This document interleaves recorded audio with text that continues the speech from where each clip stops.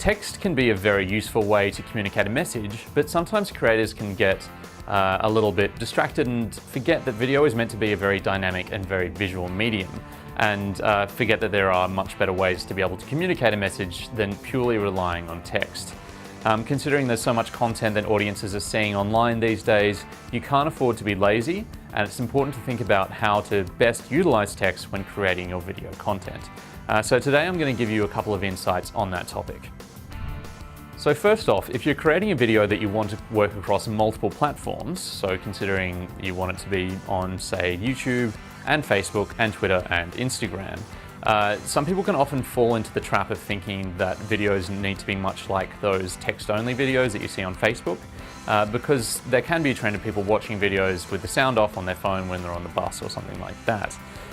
Though sometimes people can fall into the trap of thinking that you need embedded text in the video the entire time if you're going to capture anyone's attention. Unless the video is correctly formatted around that, it can be dangerous. It's usually best to let your audience make the decision whether they want to be reading it or not by simply turning on subtitles, which they can do in the menu of the player. All you need is an SRT file to upload with the video. We've got numerous videos explaining how best to do that. But if you are looking to create a video that is very much formatted for somebody who's going to be watching it with the sound off, there are a couple of things that you do need to keep in mind even when creating a very text-heavy video.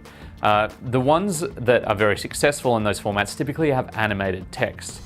So there has been a lot of forethought and a lot of planning going into the creation of these videos, and usually a bit of expense in terms of hiring an animator who's going to be incorporating that text with as many generated visuals as possible to make sure that it's dynamic and that it's engaging.